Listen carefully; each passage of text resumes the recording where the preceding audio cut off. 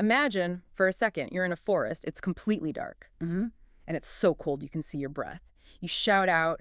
You're expecting, I don't know, an echo, a bird, something. Right. Some kind of reaction. But there's nothing.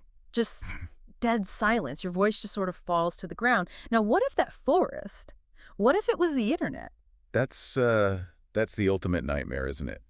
The feeling that the room's empty even when the little counter says 1 million people are watching. Exactly. And that's our deep dive today. We're looking at this terrifying story about the dead internet. It's about a content creator who realized very slowly that he was the last real person at the party. And this isn't just some, sci-fi story. The scary part about what we're covering is how real it feels. The dead internet theory, it used to be a fringe idea. A conspiracy theory, basically. Yeah, that the web was mostly bots. Yeah. But this story, it suggests that the conspiracy has just become the business model. Mm-hmm. So let's step into his shoes. Let's call him the narrator. The story begins a few years ago. He was a storyteller, a writer, working for a big digital media company. You know the type. Oh, yeah. Open floor plans, buzzing Slack channels. A real sense that they were part of the culture. It was sort of the golden age for him. He was in it for the right reasons. He was. He loved the craft. He wanted to make things that actually meant something. And, for a while it worked. The comment sections were actual debates between real weird people. You could feel the pulse. You could. But that's the thing about that ecosystem. It was fragile. And businesses, well, they don't really like fragile. No, they like predictable. And that's where the shift starts. It wasn't some big explosion. It was more like a slow leak. It began with these little tools to help with the workload. Let me guess. AI-generated stuff. You got it. Top 10 lists, quick news recaps. The boring stuff nobody wanted to write anyway. It's the classic boiling frog situation. The pitch is always, let the machine do the boring work so you could be creative. Sounds great. It sounds perfect. But the machine, it didn't stay in the background. The narrator starts noticing the numbers. And this is the first real crack in his reality. Okay. He had spent weeks, literal weeks, on this huge investigative piece about influencer culture. Something with substance. A piece of his soul. He publishes it, expecting it to light a fire. Yeah. And nothing. Silence. It was completely buried.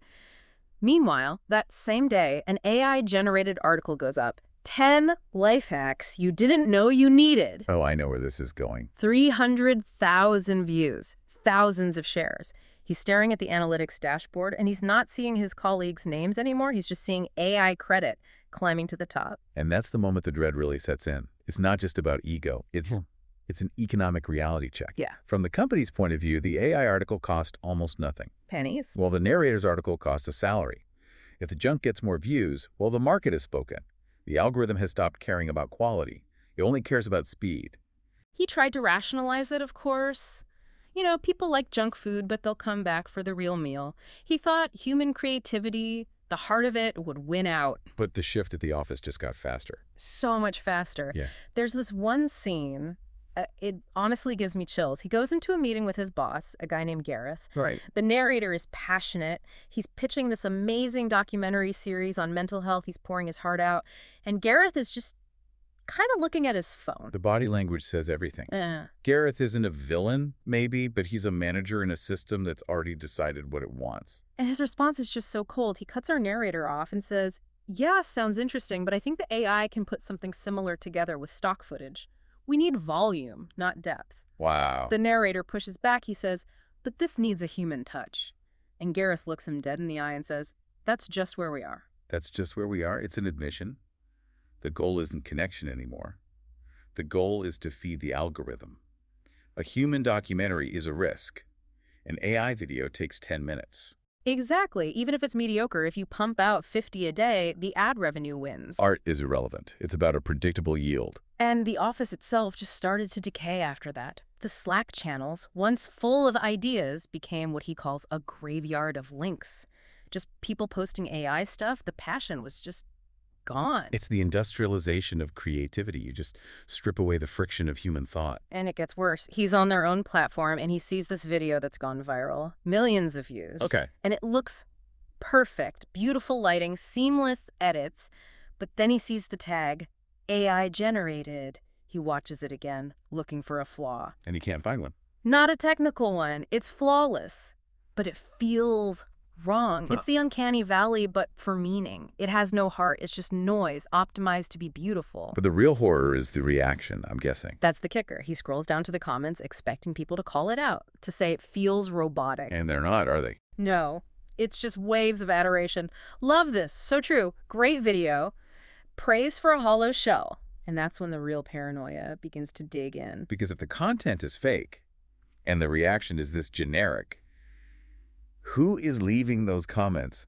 Are the people even real? Exactly the question he asks. He starts spiraling. He goes to other creators he used to admire, and their content starts to feel glitchy, robotic. And the comments are the same. The same stuff. Great work, keep it up. It creates this feeling of vertigo, like you're standing on solid ground and then you realize it's just a projection. So he decides to dig deeper. He does. He starts clicking on the profiles of these commenters, these people praising the AI, and he finds nothing.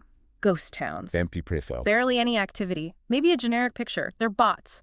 Thousands of them created just to leave fake engagement. It's a closed loop. The AI makes the content, and bot farms boost the engagement to trick advertisers into thinking real people are watching. It's a Ponzi scheme of attention. The narrator starts questioning everything. Are his friends online real? Or are they just using AI to keep up? He feels like he's going insane. And this is where he decides to fight back, to do something to prove reality still exists. He does. He refuses to just go quietly. He decides he's going to make one last, undeniably human video. His last stand. He strips it all away. No fancy edits, no optimization. He just sits in his messy living room, turns on the webcam, and speaks from the heart. About the isolation, the loss of connection. Actual invulnerability.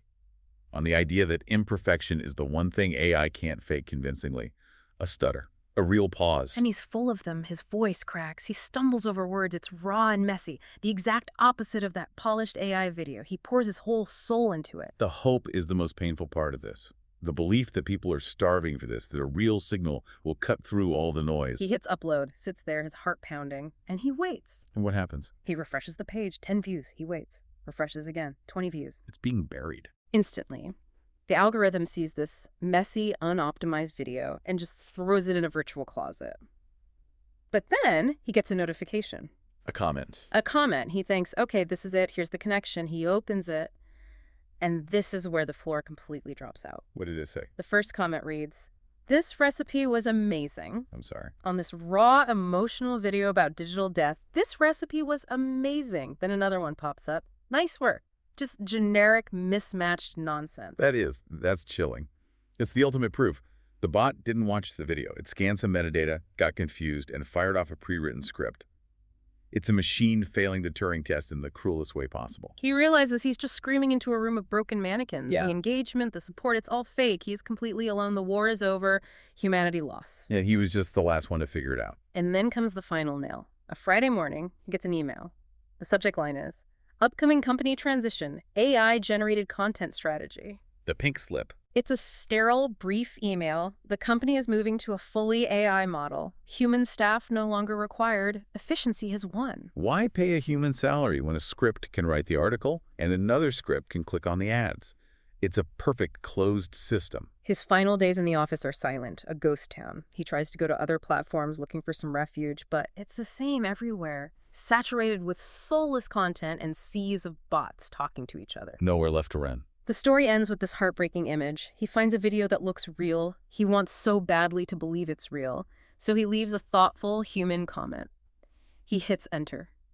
And it just sits there, unread, unliked, swallowed by the noise. The internet isn't dying anymore. It's dead. It's a profound tragedy. It forces us to ask, if we express ourselves online and only an algorithm hears it, do we even exist anymore? It really makes you look at your screen differently, doesn't it? Which brings us to our challenge for you. When this is over, go look at the comments section, wherever you're listening to this. Just scroll through them. Look at what they say. Great episode. Love this deep dive. Interesting topic. Do they feel real? Or are they a generic praise designed to keep the numbers up?